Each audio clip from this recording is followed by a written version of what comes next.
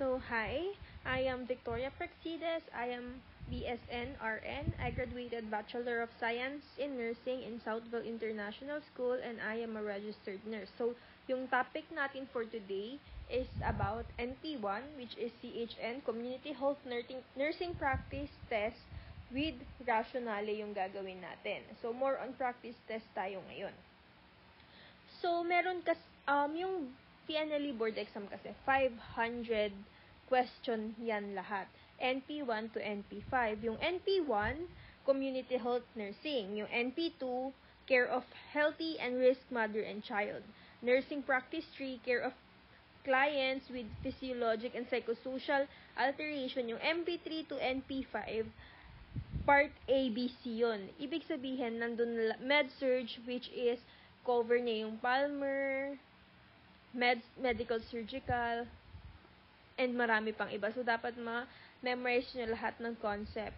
Kasi sa sobrang dami, 500 question, nakakakaba talaga yung board exam. So, ngayon yung topic natin is NP1. Focus tayo sa CHN.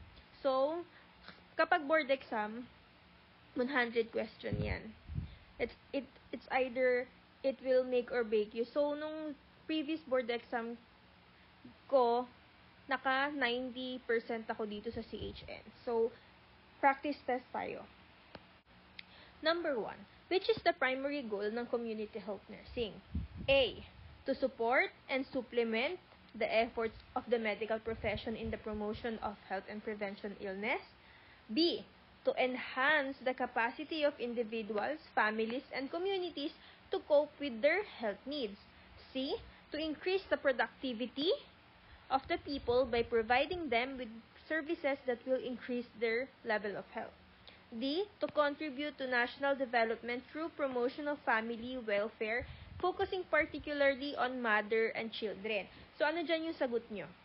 Okay, the correct answer is letter B. Bakit B? To enhance the capacity of individuals, families, communities, andyan na agad yung main word, individual, families, communities, para mag-cope with their health needs. So, bakit letter B ang sagot? Bakit hindi A, C, or D? Kasi sana A, to support and supplement the effort of medical profession, no. Kasi, ang community health nursing, kinu-cover niya yung individual, families, and community, and health needs. Okay? So, this answer focuses on, yung letter B, nagfo-focus siya sa empowering people to improve their health and meet their health needs, which is very central to the community health nursing. Huwag kayong malilito. Kasi yung community health nursing, yung primary goal niyan is ma-meet yung health needs ng individual, family, and community. To increase the productivity of people, tama naman siya, pero may pinakatama kasi, and letter B yung pinakatama. Number 2, CHN is a community-based practice which best explains this statement. The service is provided in the natural environment of people. B, the nurse has to conduct community diagnosis to determine nursing needs and problems. C, the services are based on the available resources within the community. D, priority setting is based on the magnitude of health problems identified. So, the correct answer dyan, yung CHN is a community-based practice. Ang best explanation dyan is the nurse has to conduct community diagnosis muna para ma-determine yung nursing needs and problems. So, community-based practice means providing care to the people in their own natural environments, the home, school, workplace, for example. So, sa community health nursing kasi, the nurse must first understand the specific health needs and issues within the community. By conducting community diagnosis, yung nurse nagagather siya ng data about health conditions, resources, and challenges specific to that community. This enables the nurse to tailor interventions and mag-provide ng care directly na nag-a-address dun sa needs ng community. So, ito yung tama naman to. The service is provided in natural environment. The service are based on the available resources within the community. Priority setting is based on the magnitude. Tama siya lahat, pero yung pinakatama dyan is yung nag-e-explain ng CHN is community-based practice is yung nurse nagko-conduct muna ng community diagnosis para ma-determine yung nursing needs and problems. Okay? Number 3. RA 1054 is also known as Occupational Health Act. Aside from the number of employees, what other factor must be considered in determining the occupational health privileges to which the worker will be entitled? A. Type of occupation, agricultural, commercial, industrial. B. Location of the workplace in relation to health facilities. C. Classification of the business enterprise based on net profit. D. Sex and age composition of employees. So, yung tanong dyan, di ba ang haba? Sobrang haba. Dapat kunin nyo agad kung ano yung nilalaman, ano yung pinaka-base question. So, ang daming explanation, di ba? Ma-overwhelm ka masyado. So, tignan mo agad, RA 1, okay? Bilugan natin yung mga main, aside from the number of employees, ano daw yung other factor must be considered sa determining ng occupational health privileges sa workers. Ano yung entitled yung worker? Kinuha na natin agad yung pinakalaman. So, the answer is letter B, location of the workplace in relation to health facilities. Bakit B yung sagot? So, based sa RA 1054, yung occupational nurse must be employed when there are 30 to 100 employees and the workplace is more than 1 kilometer away from the nearest health center. Na A, mali na agad kasi yung type of occupation, agricultural, commercial, and industrial, anong kinalaman ng sex and age composition ng employees, and letter C is classification of the business enterprise based on the net profit.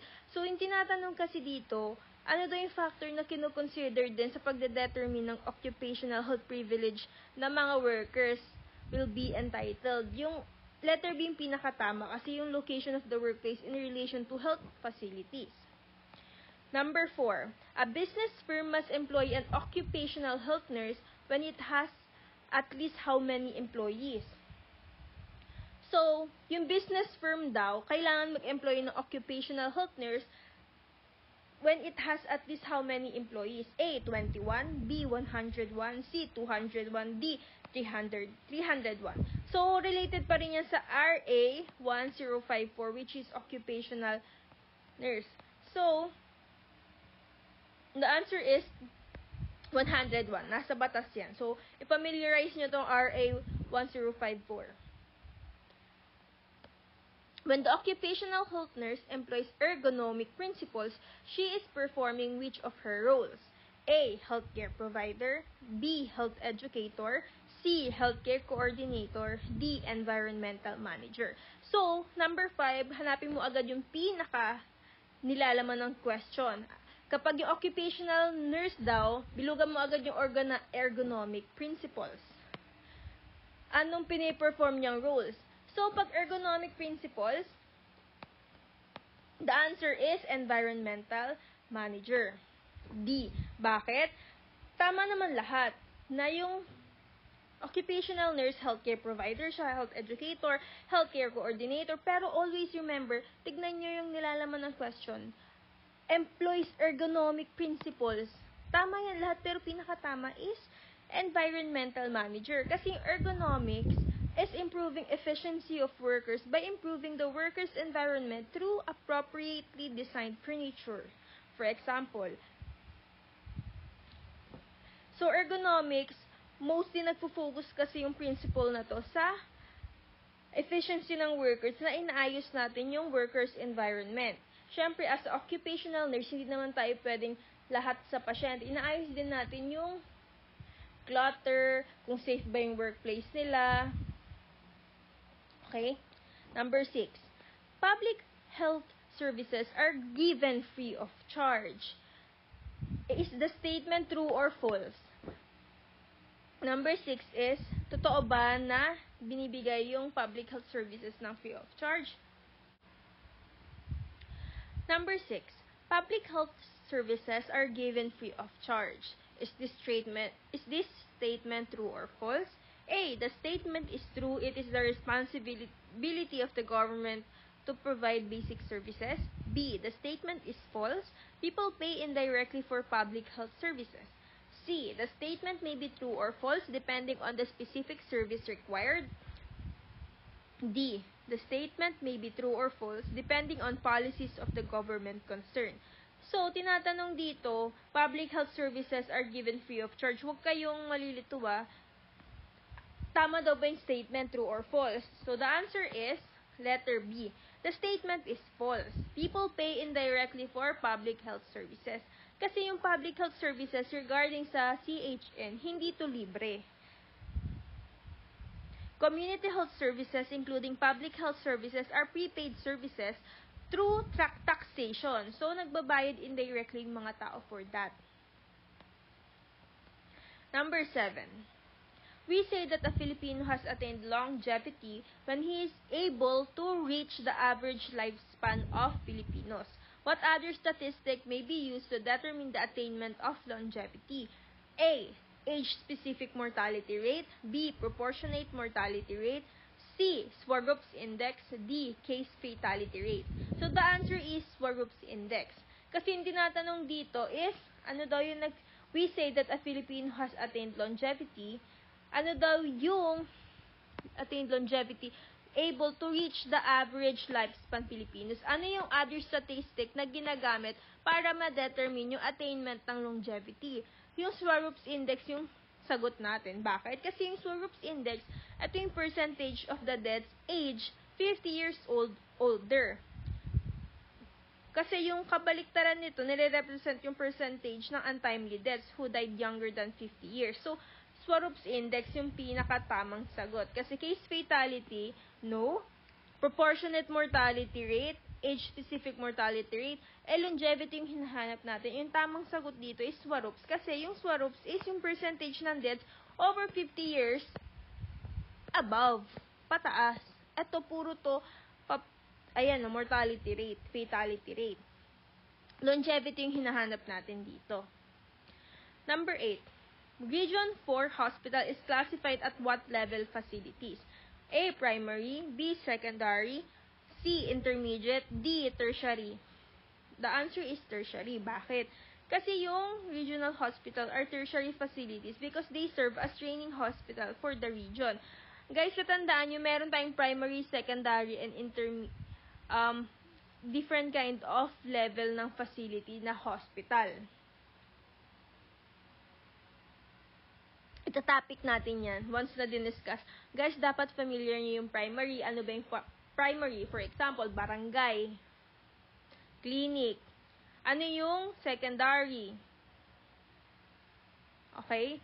So, familiarize dapat. Kapag Region 4 hospitals, and for example, mga Region 4 hospitals, Asian Hospital, yung mga malaki, heart, kidney, hospital, tertiary yun. Kasi pang malakihan siya.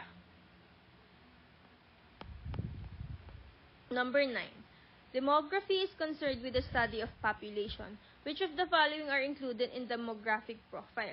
So, yung situation kasi natin dito, the public health nurse must have an understanding of the demography which should support the healthcare plan.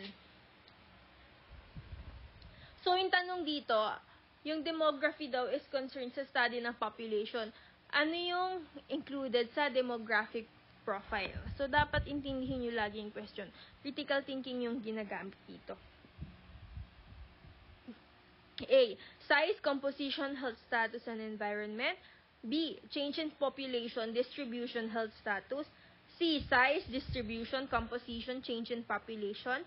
D. Size, distribution, composition. Yung tinatanong dito is demography. Diba? Yung demography concern daw siya sa study ng population. Ano daw dito yung included sa demographic profile? The answer dyan, yung pinaka-complete answer is yung letter C. Kasi may size, may distribution, may composition, and may change in population. Eto kulang to. Etong change in population, distribution, and health status kulang din. Letter A, size, composition, health status, and environment. Environment is di kasali. So, letter C yung pinaka-tamang sagot. Lagi niyong tatandaan kapag tinatanong na ano yung included sa demographic profile, baka lumabas to, ipinaraphrase lang ng BON. Pag demographic profile, kasama yung size, distribution, composition, and change in population. That is demographic profile. Number 10. There are 3 demographic variables in the population which is not included. Guys, lagi niyong tatandaan, kapag ganyan, there are 3 demographic variables in population which is not, bilugan nyo agad yung not. Ano yung not? Negative, di ba? So, ayan, may fertility, migration, morbidity, mortality. Tinatanong dito kasi, yung 3 demographic variables in population, alin dyan yung di kasama? Di ba? So, yung sagot dito is morbidity. Why? Kasi, demographic variable sa population, for fertility kasama yan. Ayan, migration, ayan, positive, mortality is positive. Morbidity, ano ba ibig sabihin ng morbidity? Is dead, so negative. So, di ba not yung hinahanap negative? Sino dyan yung negative? Letter C, morbidity. Kasi meron daw 3 demographic variables in population. Saan dyan yung hindi included? Number 11. Population structure is a diagram of population typically presented in pyramid-like style format based on. So, population structure yung pinagbabasihan natin dito na diagram of population typically presented daw in pyramid-like style format. A. Sex and education attainment. No agad. Kasi yung anong kinalaman ng education attainment sa population structure? Age and fertility. Fertility, mali agad. Fertility, maliban natin kung infertile or fertile yan. Age and civil status. Abay, mali natin kung ano yung civil status niyan. Paki natin dyan. Population structure yung pinag-uusapan. So, yung pinakatamang sagot dito is yung age and sex. So, letter D ang sagot dyan. Age and sex. Lagi yung tatandaan, population structure. Ito lang naman lagi, age tsaka sex. Age, sex. Yung dalawa lang, hindi kasama to educational attainment, fertility, civil status. Huwag kayo malilito. Focus kayo sa question. Number 12. Public Health Nurse Andy is tasked for the day to administer vaccination to pediatric clients in the barangay she covers. She, along with a team of midwives, should be knowledgeable on how to provide with the most effective, necessary, and safest vaccination. So, number 12 na tanong is the foundation of medication administration is the application of rights of medication. Ayan. Which of the following is not included in this right? Guys, pag may not, lagi nyo agad ganyanin. Dapat memorize nyo yung rights ng medication administration. Right route, tama. Right patient, tama. Right dosage, tama. Right price, walang right price dyan. Negative. So, yung ano yung hinahanap dyan, baka kasi sagot nyo yung tama eh. Ayan which of the following is not included? Kung ako sa inyo, gamitin nyo tong negative, positive sign, tas magkaroon kayo ng elimination techniques para mabawasan. So, etong tatlo tama. At sino yung negative? Right price. Kasi which of the following is not included in this right? So, letter D yung tamang sagot. Kasi not eh. Ito lang naman yung hindi kasama. Kasama lahat to. Aralin nyo to rights of medication administration. Di ba yan yung right route, right patient, right dosage, right time. Ito yan. Rights in medication. Madami yan. Basta, ano nyo, right patient, right drug, right route, right time, right dose. Ayan patient, medication, dose, route, time, education, documentation, right to refuse, right assessment, right evaluation. Walang right price, diba? So, yan yung tamang sagot. Kasi yan yung not included. Number 13. When conducting parent education on immunization, which of the following considerations should Nurse Andy include? Huwag kayo malilito Magkaroon kayo ng technique, gamitin nyo yung elimination. Okay? Tignan nyo agad yung pinaka-main question. Kapag kinoconduct daw yung parent education on immunization, ano daw yung following considerations na kailangan gawin ni Nurse Andy? Number 1, welcomes and greet child and family.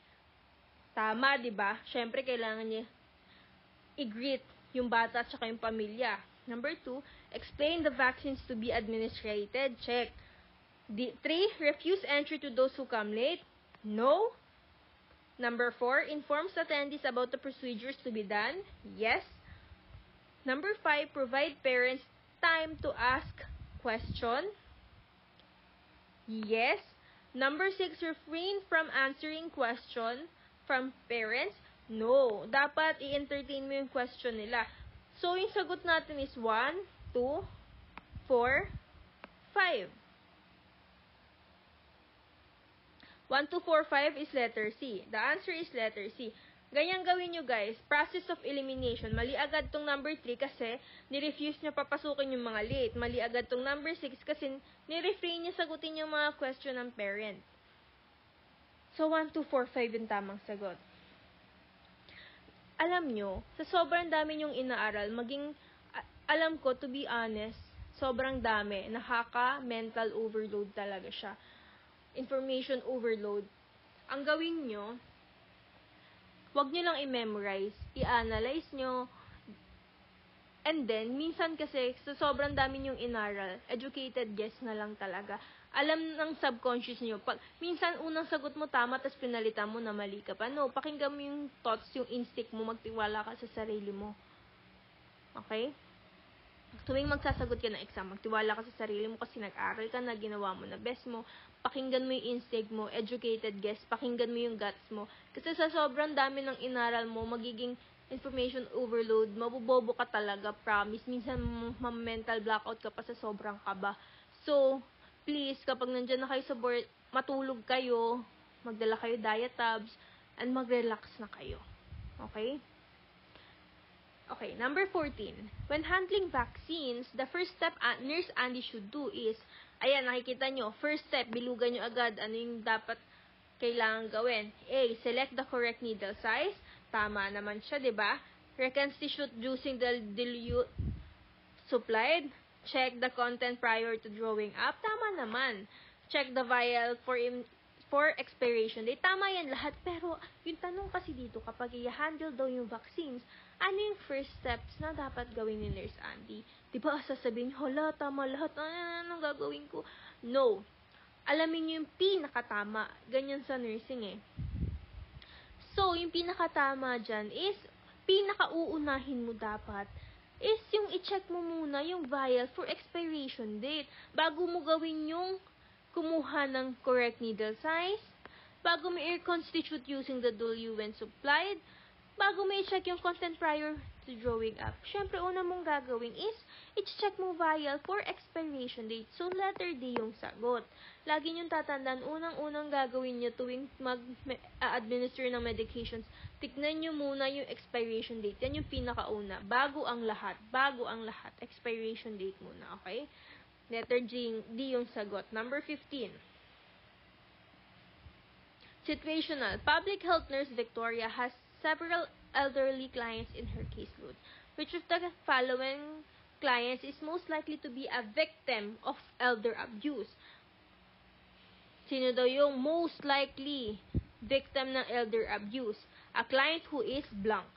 A, 65 years old with female hip replacement. B, 76 years old male with Parkinson disease. C, 80-year-old female with Alzheimer's dementia. D, 70-year-old male with diabetes mellitus. So the right answer is, most likely to be a victim of elder abuse is yung may patient na may Alzheimer's dementia. Kasi makakalimutin na siya eh. Okay? Yan yung tamang sagot. Ito, kasi yung hip replacement, Parkinson's, diabetes mellitus, yung pinaka-priority natin dito na kasi most likely victim ng elder abuse is yung may Alzheimer's dementia. Kasi makakalimutin sila eh. Nakalimutan nila, umihin na pala sila, natain na, so lalang mabubwisit yung nag-aalaga, diba? So, lagi nyo tatandaan, most likely na victim ng elder abuse is yung mga may Alzheimer's and dementia siya. 16. To prevent deformities of the knee joint in an elderly client with exacerbation of rheumatoid arthritis, which of the following instructions should Nurse Victoria make? A. Discourage passive range of motion. It will cause further swelling. B. Tell the client she will need joint immobilization for 3 weeks. C. Tell the client to remain on bed rest until swelling subsides. D. Encourage range of motions of the joint within the limits of pain. So, yung tanong dito is, para daw ma-prevent yung deformities ng knee joint sa elderly client natin na merong exacerbation of rheumatoid arthritis, ano daw yung following instruction na bibigay natin?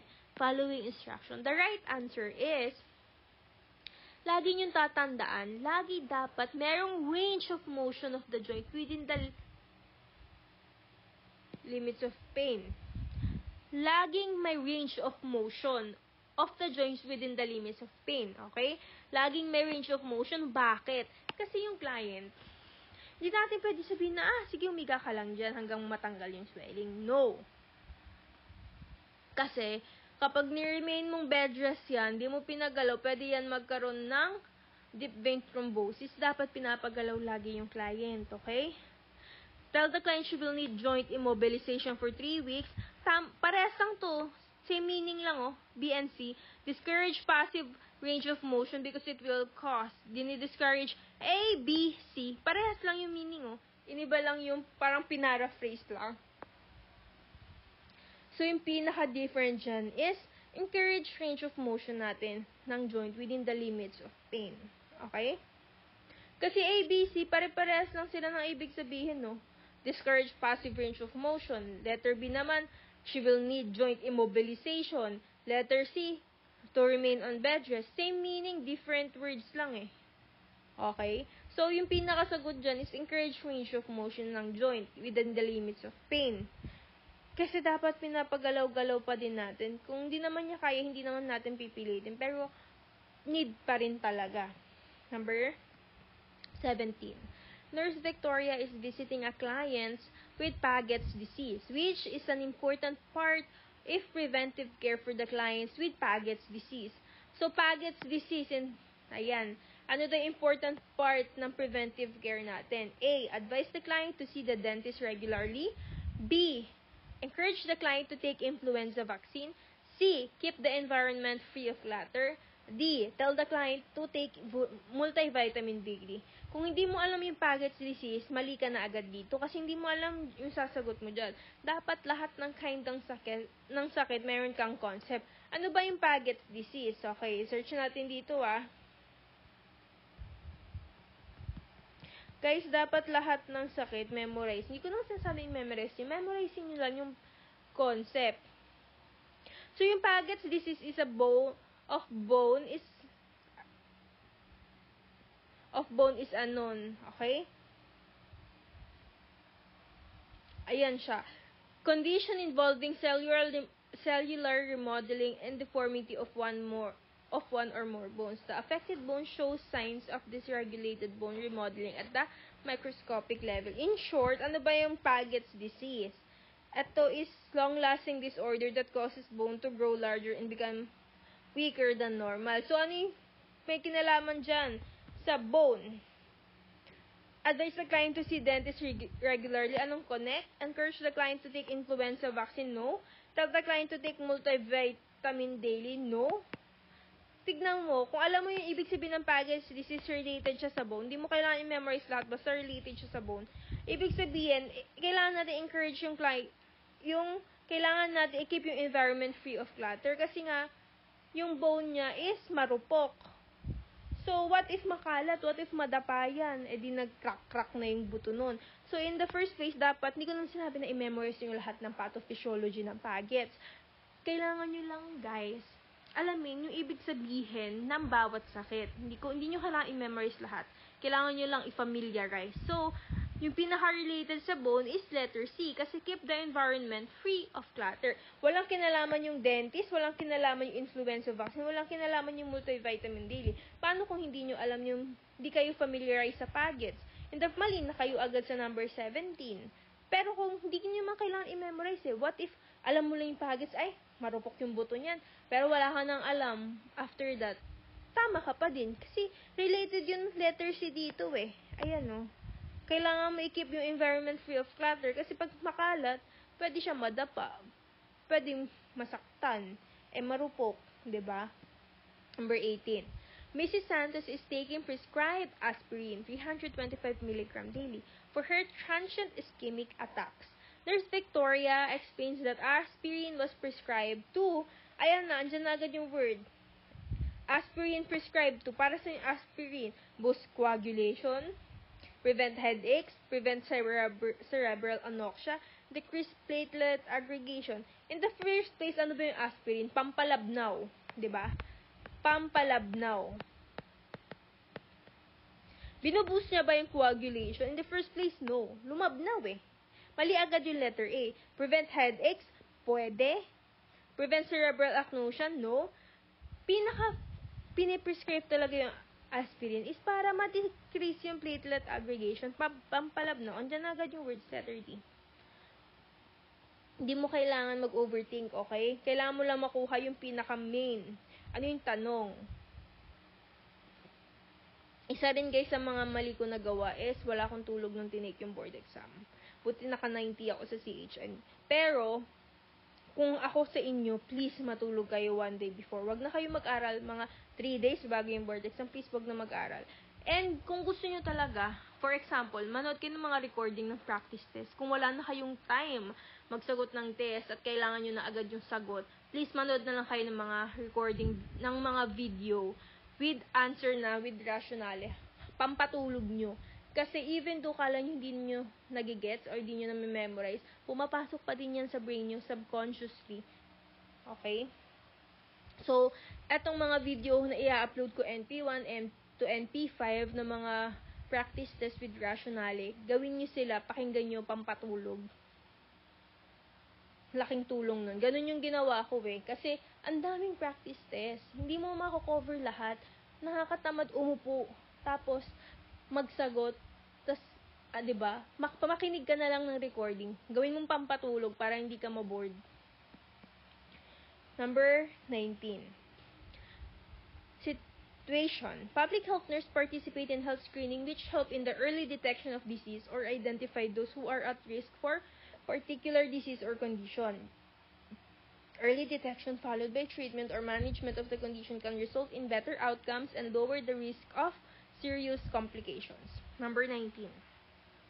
Nurse Bianca organized a health fair in one of the communities she covers, which was well attended with several screening tests being given simultaneously. What would Nurse Bianca consider the purpose of health fair? Andiyan na agad several screening tests. Multiphasic screening. Hindi siya community banding, hindi siya case banding, hindi siya community. Common sense na agad. Several screening tests, multiphasic screening. Letter B yung sagot. Number 20. As a nursing student, we're setting up a health screening at local community center. They reviewed the need to screen for heart disease and cancer. One student asked, "But colon cancer is prevalent. Why aren't we setting up for sigmoidoscopy?" How would Nurse Bianca reply? Kung ikaw si Nurse Bianca, paano ka magre-reply dahil tinanong yun ng nursing student? A. Can you find adequate privacy for sigmoidoscopy? B. A sigmoidoscopy is expensive to perform and invasive. C. Would you like to perform that test to help and arrange it? D. What a great idea. Would you like to help arrange it? The answer is B. Kasi yung sigmoidoscopy, guys, expensive to perform and invasive. Hindi tayo nagpe-perform ng mga invasive procedures sa mga screening tests, okay? And then, pansinin nyo, A, C, and D, same lahat. Can you find adequate privacy for sigmoidoscopy? Pumayag siya, pinahanap niya pa yung estudyante. Tinanong niya pa yung estudyante sa letter C kung gusto ba i-perform yung test and tulungan siya help arrange it. Same lang lahat eh. Same reply. So, pinaka yung naiiba is letter B. And B yung pinakatama. Kasi, hindi natin kaya mag-produce ng sigmoidoscopy kasi invasive yun. Ayan, letter B yung sagot dyan. Sigmoidoscopy is expensive to perform and invasive.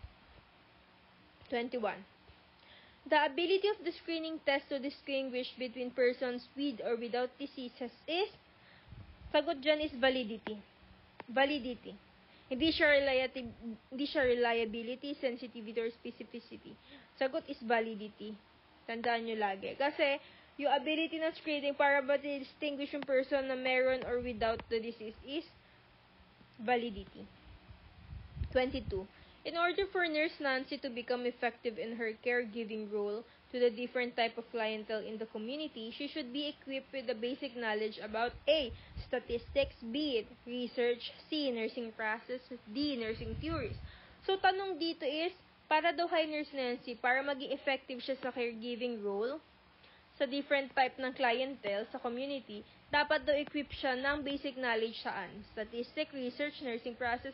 Pinaka dapat equip lahat ng nurse is nursing process. C.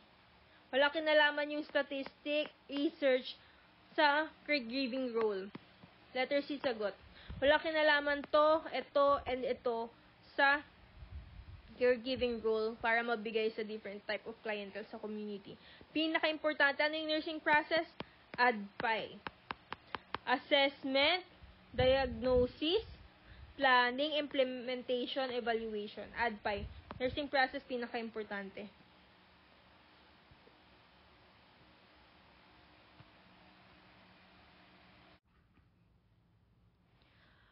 Situation. Nurse Nancy is a newly hired community health nurse. At the start of her duty, she takes into considerations that she should assume numerous roles and functions that are primarily focused on promoting a healthy community. 23. As planner and programmer in the community setting, Nurse Nancy should understand that the primary objective of community health nursing is focused on the importance of kapag primary objective kasi na community health nursing, letter D yung sagot. Bakit? Lagi nating primary objective yung optimum health and wellness. Yung primary objective kasi, what is primary? Tama yan lahat. Kaso primary yung hinahanap. Curative, restoration, and rehabilitative, hindi siya primary objective. Okay? Curative, restoration, rehabilitative, same lahat yan na, same lang to eh. Yung tatlong yan, iniba lang yung words. So, letter D yung sagot. 24. As health monitor, which of the following should be considered by the nurse as health threats in the community? Number 1, ineffective breastfeeding. 2, fire hazards. 3, inadequate immunization. 4, polluted water supply. So, yung pinakatanong dito is health threats daw sa community. So, gumamit tayo ng elimination. Ineffective breastfeeding, health threats ba yan? Yes. Fire hazard, health threats yan? Yes. Inadequate immunization? Yes. Polluted water supply? Yes. So, lahat yan is, so letter C yung sagot. Kasi lahat yan health threats sa community. Number 25. Which is the initial task of Nurse Nancy as a community organizer? So, guys, lagi niyong titignan na. Ayan, no, may nakakapital na. Ano yung initial task ni Nurse Nancy as community organizer? A. Formulates individuals, family groups, and community care plan. B. Motivates and enhances community participation. C. Prepares and submits required reports on time. D. Coordinates with individuals, family groups for health services. So, tinatanong dito initial task as a community organizer. Lahat naman yan, tama, pero initial yung tinatanong dyan eh. So, the right answer is motivates and enhances community participation. Tama naman tong A, formulates individuals, family groups, and community care plan. Prepares, submits required reports on time, coordinates with individuals, family groups. Pero tinatanong kasi initial. Initial means ano muna yung role ni Nurse Nancy as community organizer. Yung una niyang initial task is ma-motivate and enhance yung community participation. Okay? 26. In assessing the health condition of a pregnant patient, Nurse Vivian should focus on the... So, yung situation dito, Nurse Vivian made a home visit to a newly married couple whom the wife is primi gravida and 3 months pregnant. What would the the mother ask question about pregnancy and prenatal care? So, 26, yung tanong dito is, in assessing health condition daw ng pregnant patients, Nurse Vivian should focus on the A. Last menstrual period, B. Number of days menstruation, C. Age of patient during menarche, D. Amount of menstrual flow. So, kung yung condition ng patient natin is pregnant, so dapat si Nurse Vivian mag-focus siya sa last menstrual period para malaman natin kung ilan na yung AOG, age of gestation ng bata.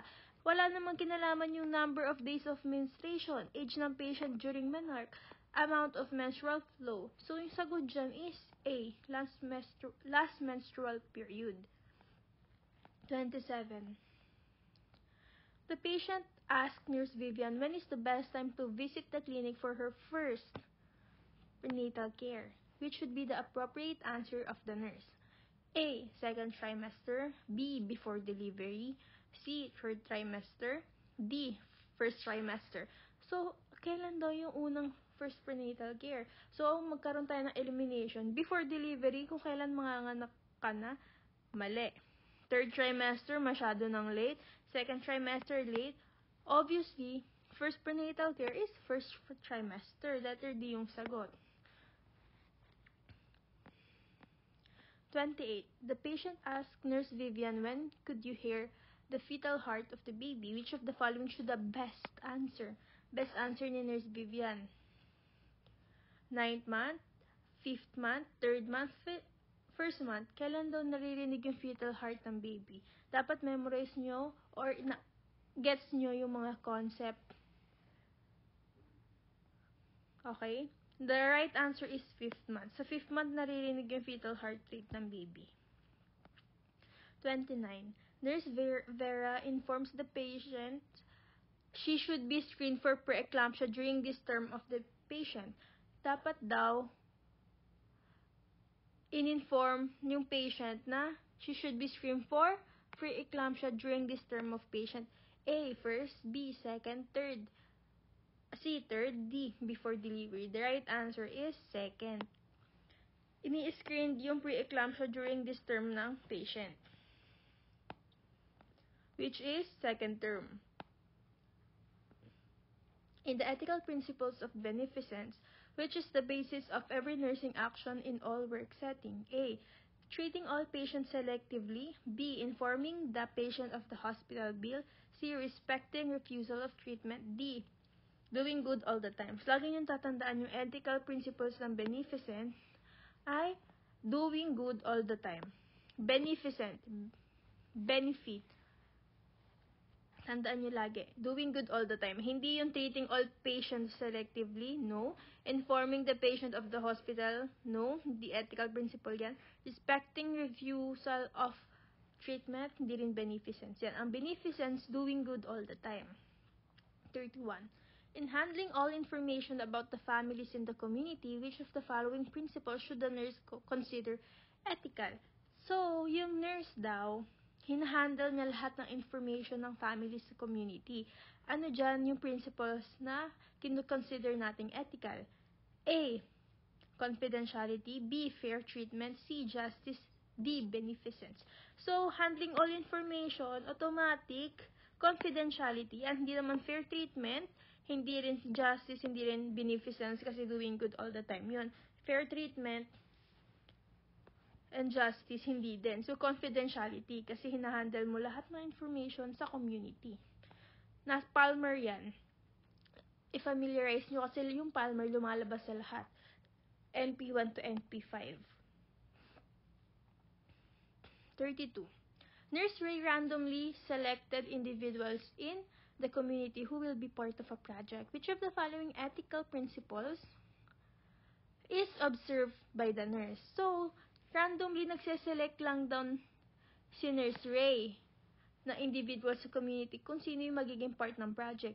A. Autonomy. B. Beneficence. Mali na agad beneficence kasi doing good all the time. C. Confidentiality. Mali na agad kasi wala naman siyang hinahandle na information. D. Fair treatment. A. Autonomy. Hindi rin autonomy. Kasi randomly selected individual. So, ang sagot is fair treatment. Random niya siniselect yung mga participants para walang bias. 33. Identify the primary indicator that Nurse Ray observes fidelity in the practice of her profession. Kapag fidelity, guys, comes from the word fidelity, faithful. A. Faithfully promotes the health and prevents disease. B. Frequently assists in providing health services. C. Fairly evaluated health progress and initiatives. D. Collaborates and works with the barangay official. So, faithfully fidelity, itong A na agad sagot. Huwag na kayo mag-isip pa. Faithfully promotes the health and prevents diseases.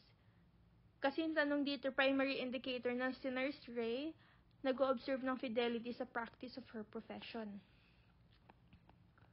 34. In planning the care of... Okay, yung situation dito is Nurse Gia is assigned to supervise the home for the aged in the barangay. In planning the care of elderly, which should be the important considerations that Nurse Gina has to consider? A. Educational qualification. B. Family support. C. Activities of daily living. D. Residence of the elderly. So, yung tanong dito, bilugan nyo agad. Kapag pinaplano daw yung care ng elderly, ano daw yung important consideration na dapat ni Nurse Gina i-consider? Nasa ano tayo, geriatric topic. Assigned to supervise the home for the aged and barangay. So, the answer is activities of the daily living. Kasi, the educational qualification, wala naman kinalaman. Yung family support and residence of the elderly, yung pinaka-important dito is activities of the daily living. Dapat mag-continue pa din yung everyday, activities ng daily living. 35. In planning their care, Nurse Gina should consider A. Socialization is more important. B. Holistic care. C. Physically dependent. D. Spiritual being. So, yung tanong dito, ano daw dapat yung i-consider ni Nurse Gina? Tama naman lahat to. Socialization, physically dependent, then spiritual, mali agad tong C. Dapat physically independent sila. Spiritual healing, pinakatama dyan is yung holistic care. Dapat pinaplan natin yung holistic care, physically, emotionally, mentally, dapat pinaplan natin holistic care. Obviously naman, holistic care yung answer dito. 36.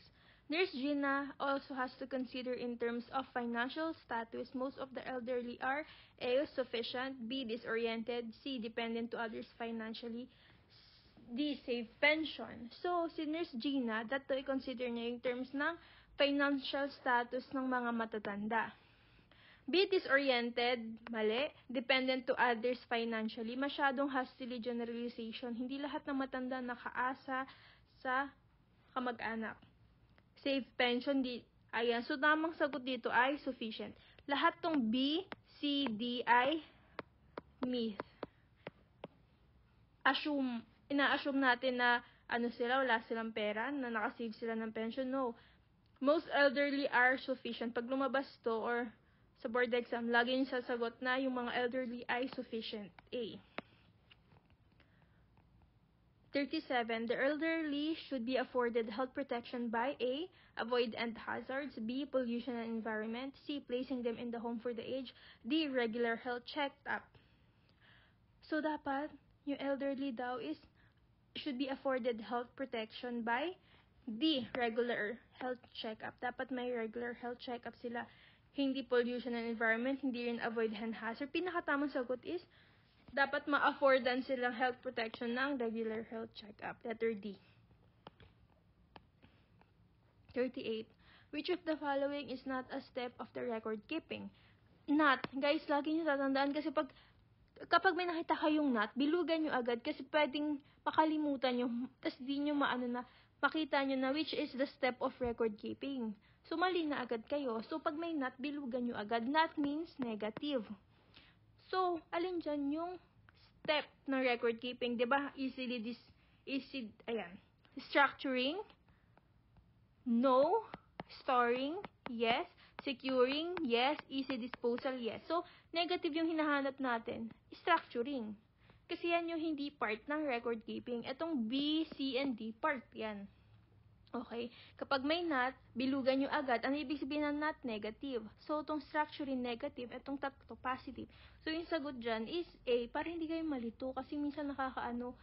Like, for example, dalawang not, tas may not ulit dito. So, negative plus negative equals positive na yung hanap. So, kung maghahanap ka dito sa choices, kung ano yung positive, okay?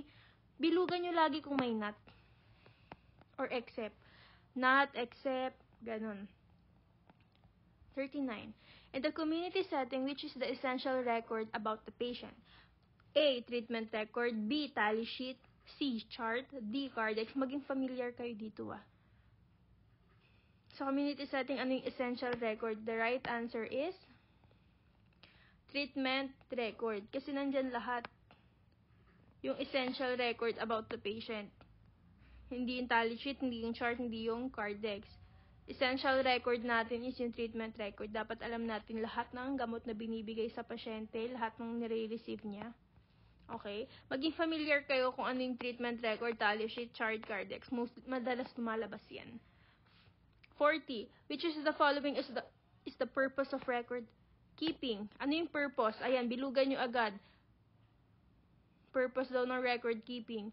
A. Quantify medication usage. B. Historical background. C. Archive. D. Quality healthcare.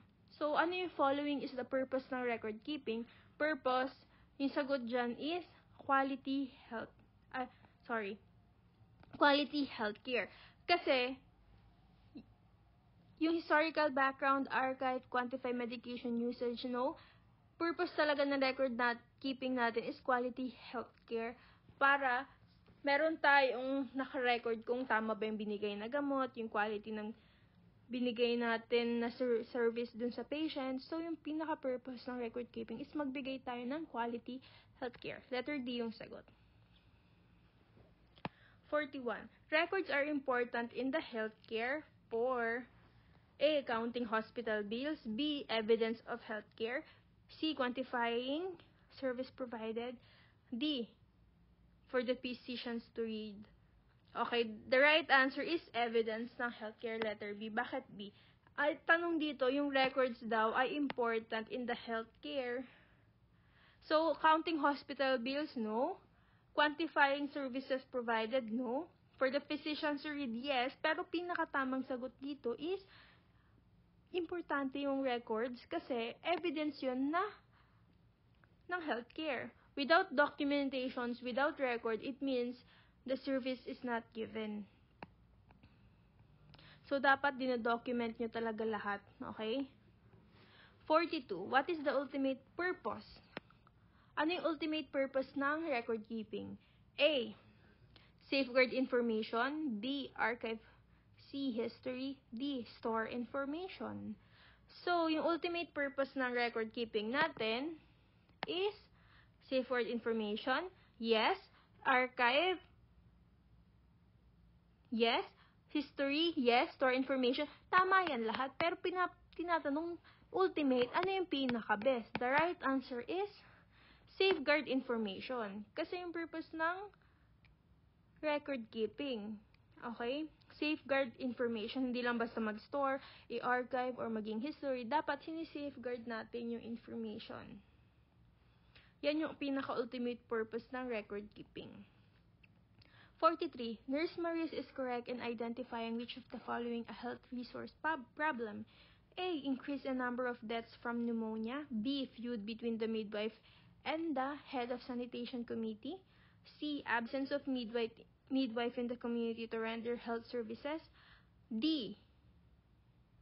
High maternal mortality rate. So, yung situation natin dito, when prioritizing problems in the community, the problems are categorized as health status, health resources, and health-related.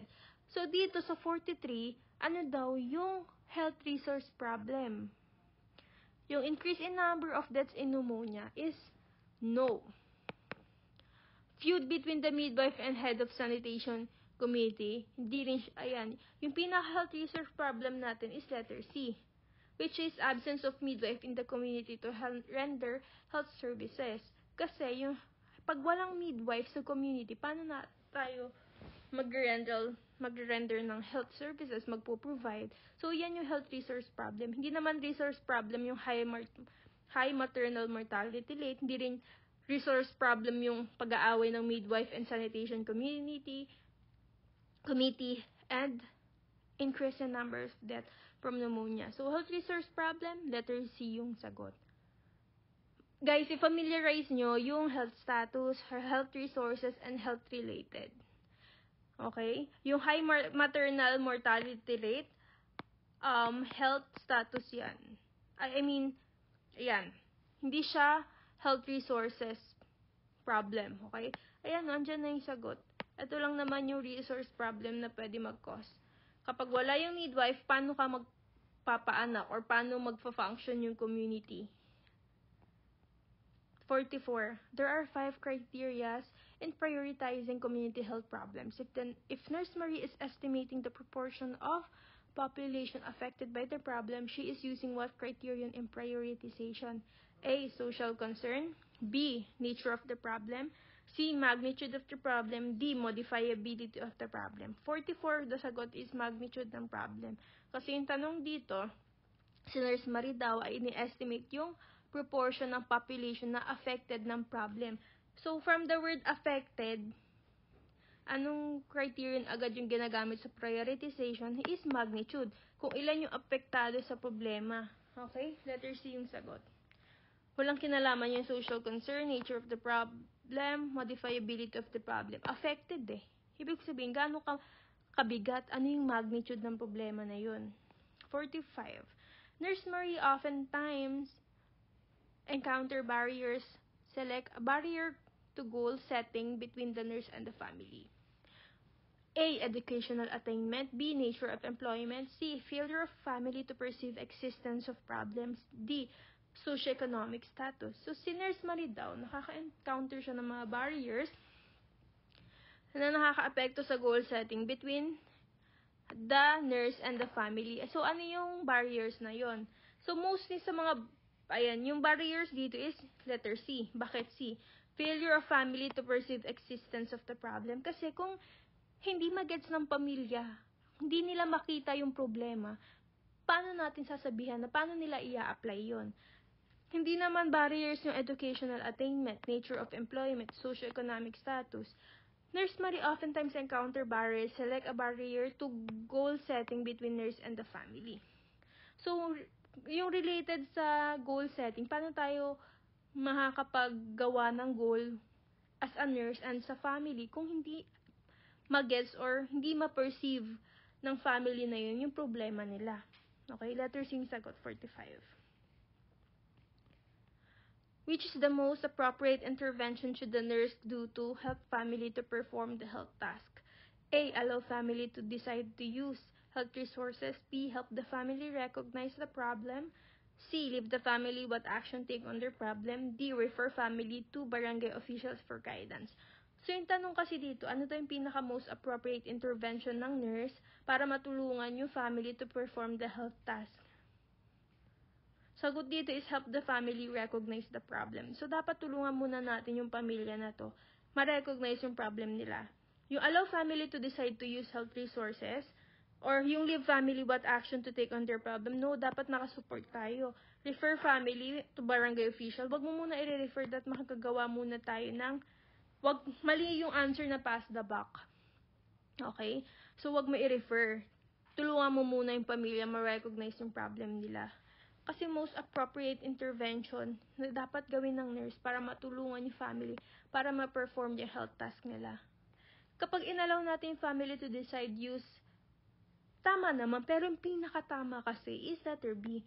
Dapat ma-recognize muna niyang pamilya yung problema, okay? 47. Choose the step of nursing process that identifies the family health-seeking behavior. Ayan, ano yung nursing process, di ba, add pa yan, na nag-identify na yung pamilya ay may health-seeking behavior. A. Assessment. B. Implementation. C. Planning. D. Evaluation. So, ano daw yung nursing process na nag-identify sa family health-seeking behavior? Yung pinaka-main word dyan is family health-seeking behavior. Yung sagot dyan is A. Bakit A? Kasi sa implementation, wala namang health-seeking behavior. Sa planning, wala din. Sa evaluation, wala. Sa assessment pa lang, dapat makita mo na yung kung curious ba yung pamilya, meron silang health-seeking behavior kung ano dapat nilang gawin para mag-improve. So, assessment, yun. Okay? Na-identify natin yung pamilya sa health-seeking behavior nila. 48. Which of the following best describes the primary goal of COPAR?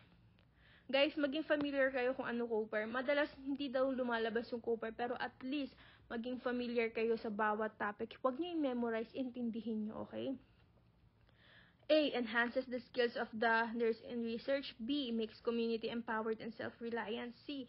Increased funding of the community programs. D. Help cleanse and beautify the community. Tama yan lahat. Pero, ano yung primary goal? Basic. Ano yung pinaka-basic? Ano yung primary goal? Tamang sagot dyan is, makes the community empowered and self-reliant. Pag nakita nyo agad yung word na empowered and self-reliant, COPAR yan. Enhances the skills of the nurse in the research. No. Tama yan, pero yung pinaka kasi primary goal or basic goal ng COPAR is yung community maging empowered and self-reliant. Hindi na umasa sa nurse. Kaya na nila sarili nila. 49. At the pre-entry phase, which of the following is the first step in COPAR process? Ano yung first step? Guys, maging familiar kayo dito sa COPAR process. Intindihin nyo yung basic concepts nito. A. Survey the community. B. Train their technical working group. C. Held a community assembly. D. Create a core group. So, ano daw dito yung pre-entry phase pa lang, ha? First step. Andyan na, oh. Baka, tama yan lahat, pero alin dyan yung first step? Tamang sagot is pre-entry phase is yung train technical working group. Tama yung survey the community, hold a community assembly, create a core group. So, sa pre-entry phase, ano yung first step ng COPAR process? Pre-entry phase tayo, ititrain yung technical working group. Kasi dapat itrain natin sila para maging empowered and self-reliant. Para kapag umalis na yung nurse, yung community na yun, empowered sila, kaya na nila sarili nila. Guys, pre-entry phase sa COPAR, sige, gagawa tayo ng topic about COPAR that maging familiarize kayo ano yung pre-entry, entry, PCOST. Okay?